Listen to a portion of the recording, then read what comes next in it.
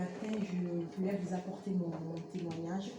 Comment le Seigneur a bouleversé ma vie et celle de ma famille aussi.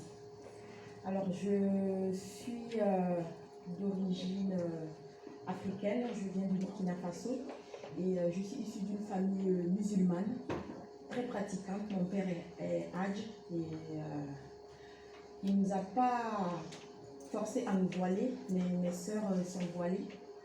Et moi j'ai toujours voulu, on faisait nos 5 prières, on était obéissants, mais moi j'ai toujours voulu savoir les versets qu'on récitait dans le Coran, je ne comprenais pas.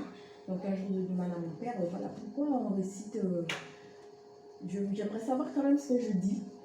Et il m'a dit, ouais, mais c'est bizarre parce que c'était la première personne qui me demande ça.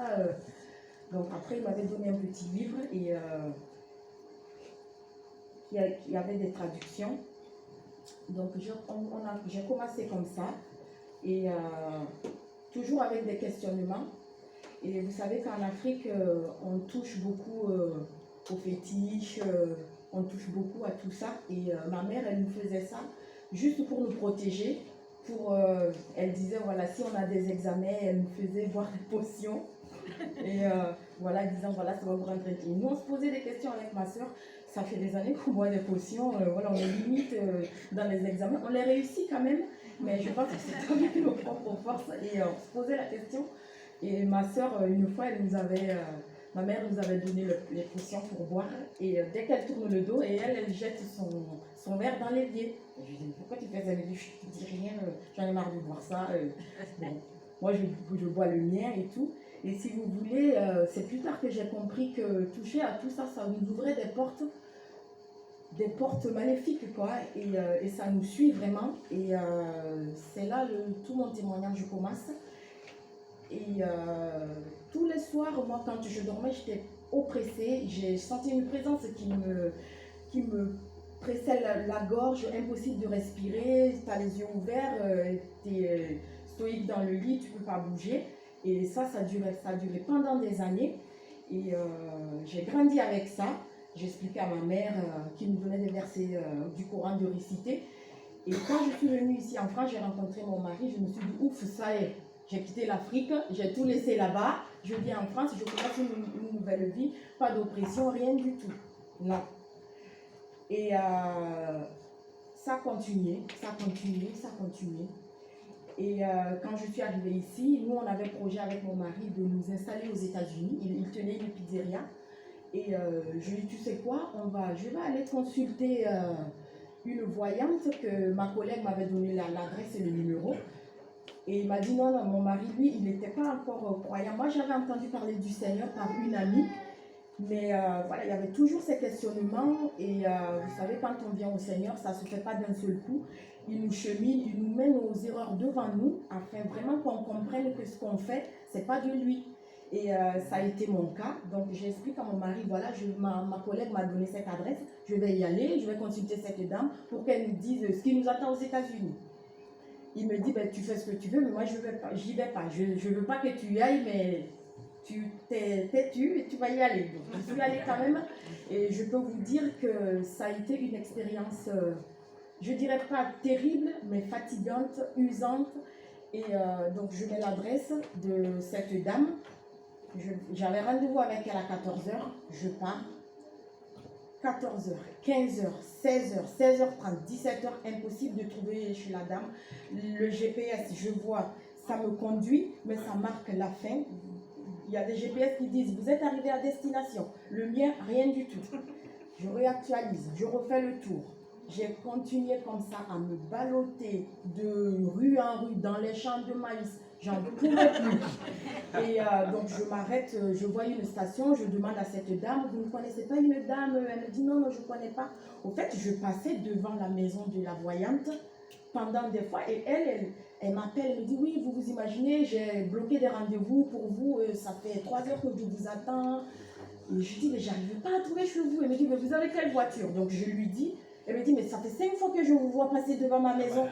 Elle me dit, bon, repassez, elle me dit, je vous ai vu passer, refaites demi-tour, je serai devant la maison. Bon, donc je refais demi-tour, je ne sais pas possible, je suis passée au moins 3-4 fois, quoi. Donc je rentre, elle fait ce qu'elle avait à faire. Bon, rien de plus, hein, j'y ai laissé des sous. Et en rentrant chez moi, je me fais arrêter par les gendarmes. Excès de vitesse, 2 points en moins et l'amende à payer. Ça a été une journée vraiment catastrophique pour moi. Et tout ça, je ne comprenais pas. Pour moi, voilà, c'était le cours de ma vie, ça devait arriver. C'était une journée où je me suis mal réveillée. Donc j'arrive, j'explique tout ça à mon mari. Il me dit, je t'avais bien dit de ne pas y aller. Et après, ça recommence. Et jusqu'à ce qu'un jour, je fasse vraiment une rencontre avec le Seigneur. Et ça, c'était en début d'année où une amie me parle vraiment du Seigneur. Et donc elle me dit, je lui explique que voilà, j'ai que des malheurs. Même avant qu'on parte chez elle, j'avais fait un accident et j'avais fait 4 tonneaux et je suis sortie de cet accident sans égratignure. Quand les gendarmes sont arrivés, les pompiers, ils ont vu la voiture, ils se sont dit où. Et le gendarme me dit, vous, je ne sais pas qui vous êtes, mais là vous êtes protégé. Et sortir comme ça d'un accident, allez-y, vous brûlez un cierge dans l'église. Il me disait. Bon, et moi j'explique ça à mon ami qui me dit, mais non, tu sais, c'est pas le Seigneur qui te fait faire des accidents. Je dis, pourtant je ne suis pas une personne méchante, je suis gentille, je fais mes 5 prières. Et elle me dit, je veux vraiment que tu rencontres le Seigneur. Elle m'a dit, la vie avec le Seigneur, c'est pas les 5 prières, c'est ta relation avec lui. Pardon. Elle me dit, je te donne des versets bibliques. Elle sort sa Bible, donc elle me fait lire des versets. Je dis, non, moi je ne lis pas la Bible, je suis musulmane et moi je veux faire mes 5 prières. Elle me dit, bon, tu es libre de ne pas lire, je ne te force pas. Et je dis, bon, j'aimerais quand même lire. Par curiosité, je lui dis. Et là, je commence à lire les versets. Et sans me contrôler, je me mets à pleurer. Mais je ne comprenais pas pourquoi je pleurais. Je pleurais, mais j'étais contente. Je pleurais, j'étais contente. Plus je lisais les versets, plus je me sentais légère comme une plume, comme quelque chose qui me levait comme ça. Et elle, à côté, je l'entendais me dire gloire à Dieu, c'est bien et tout. Elle me dit maintenant, Kadidia, tu peux commencer ta vie avec le Seigneur, tu peux te procurer une Bible. Et je dis bon, on verra bien. Et je rentre chez moi, donc j'explique ça à mon mari et je lui dis toute la nuit, j'étais sur YouTube à chercher c'était qui ce Seigneur, c'était qui ce Jésus, c'était... Plus je cherchais, plus j'en avais envie. C'est comme si des fois on mange, on a soif, on a le ventre plein, mais on en veut encore. C'était mon cas. Et jusqu'à ce qu'on rentre chez moi, parce qu'on était en vacances chez elle, donc je rentre chez moi, et cette voix dans la tête qui me dit t'as oublié la Bible, est-ce que tu peux aller chercher cette Bible? C'est quoi ça? Bon, je dis ça va passer. Toute la journée, jusqu'au lendemain, ça a continué.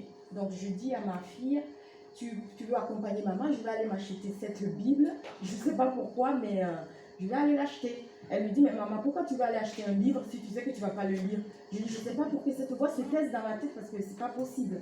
Donc on y va, je me prends une Bible, donc je rentre, je commence à lire Genèse, je ne comprends rien.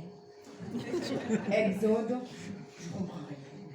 Je dis non, c'est bon, ça, c'est pas pour moi. Je ferme ma Bible et je la pose. Je suis aide-soignante de nuit et un matin, donc j'appelle cette copine, je lui dis c'est quoi ces livres? Je dis je comprends pas. Je dis moi, elle me dit mais c'est bien, continue, si tu comprends pas, tu continues de lire. Je dis non, moi j'aime bien comprendre ce que je lis. Je dis ça, je comprends pas, donc je vais pas le lire. Elle me dit tu fais comme tu veux. Et elle se disait en elle, ça va te rattraper ce livre. Donc je le ferme et je pose. Et ce matin, là, je rentre chez moi de mon boulot et je dis vraiment ce livre, ça m'intrigue. Et parce que ma copine, elle m'avait dit que je pouvais parler avec le Seigneur comme ça, comme je parlais avec elle. Donc je dis au Seigneur, bon, moi je veux te connaître, je vais me coucher de ma nuit et je veux que tu te révèles à moi. Je veux me coucher dans ta présence et j'aimerais me réveiller dans ta présence. Bon, je dis, je fais ça comme ça et je me couche. Et là, comme on dit, les vieux démons, ils reviennent. L'oppression commence. Je ne pouvais pas me bouger de mon lit. J'avais les yeux ouverts. Je n'étais pas bien. Et là, je commence je m'entends réciter le Notre Père qui est aux cieux. Je récite le Notre Père qui est aux cieux. Plus je récitais, plus je me sentais libérée. Et sur un côté comme ça de mon lit, il y avait un gros trou noir, comme si on avait mis un couvercle dessus. Plus je récitais le Notre Père, on dirait que c'est quelqu'un qui me poussait le couvercle noir, et comme si c'était une grosse marmite, et quand ça poussait, je voyais de la lumière. Et dès que j'ai vu cette lumière, ma prière s'est intensifiée. Le Notre Père que je ne connaissais jamais de ma vie. Et plus je voyais la lumière, plus je récitais. Et là, toute ma chambre s'éclaire. Mais une lumière de toute ma vie, j'ai jamais vu ça. Mais j'étais en paix. Et là, je me tombe du lit, j'avais peur. Je me dis, qu'est-ce qui m'arrive? Donc, je tombe du lit. Et là, par terre, j'étais couchée comme ça. Et je continuais à réciter. Et là, la lumière commençait à partir doucement, comme si ça se posait sur moi. Et là, j'étais bien, j'étais en paix, j'étais en sueur. Je dis, si je raconte ça à mon mari, il va me prendre pour une folle. Et donc, je me réveille, j'appelle ma copine, je lui explique.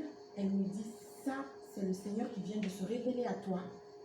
Et là, il faut que tu cherches une église. Je dis, ah bon? Non. Donc, je cherche chez moi, il y a une petite église. Et donc, je vais là-bas. Je ne savais pas que dans le corps du Christ, il y avait des catholiques, il y avait des protestants. Ça, je ne savais pas. Donc, je vais dans une église catholique. Et donc, on commence. Et ils m'ont reçu très gentil. Ils m'expliquent qu'il faut que je fasse des confirmations. Il faut que je fasse 1 an ou 2 ans. Ils m'avaient expliqué. Et je trouvais ça trop long. Donc, je viens, je rentre, je dis à mon mari, je dis, maman, c'est pas ce que je veux. Ils sont gentils. Il me dit, mais ils ne sont pas gentils avec toi. Je dis, si, ils sont très gentils. Mais je ne sais pas, je ne me sens pas à cette place. Il me dit, mais tu voulais une église, tu as trouvé une église, qu'est-ce que tu veux encore? Je lui dis, non, c'est pas, je ne sais pas, je ne suis pas à ma place là. Donc, je repars, je rappelle cette copine, elle me dit, il faut que tu cherches, si tu ne te sens pas là-bas, il faut que tu cherches une église évangélique. D'accord? Donc, je cherche et je tombe sur l'église de Pascal à l'époque, il était à Mont-de-Marsan. Donc, j'appelle. Et je lui dis, voilà, j'aimerais vous rencontrer. Et il m'a dit, de suite, je vous rencontre. Il me dit, maintenant, même si vous voulez venir, je lui dis, non, je viens de ma nuit, je vais dormir. Et l'après-midi, donc de suite, Pascal et Nicole, ils m'ont reçu. Donc, je leur explique tout ce que je vous ai dit. Je dis, je ne savais pas ce qui m'arrivait et tout. Et c'est là qu'ils m'ont fait comprendre qu'aller chez les marabouts et tout, c'était pas bien. Il me dit, surtout pas ça, tu fais pas. Je dis, oui, j'ai eu une journée épouvantable. Donc, voilà. Donc, comme ça, Pascal, il m'a dit, je vais te préparer pour le baptême. Donc, c'est comme ça, j'ai commencé. Pascal, il m'a préparé. Après, je me suis fait baptiser. Et le Seigneur n'en avait pas fini avec moi, ni avec ma famille. Et mon mari, ça, c'était une autre histoire. C'était lire la Bible. Dès qu'il rentrait, il me voyait lire ma Bible, il était énervé. Moi, je lui prenais la tête. Moi, je me dis, je suis sauvée, il faut que mon mari et ma fille, je lui bassinais la tête avec les versets bibliques.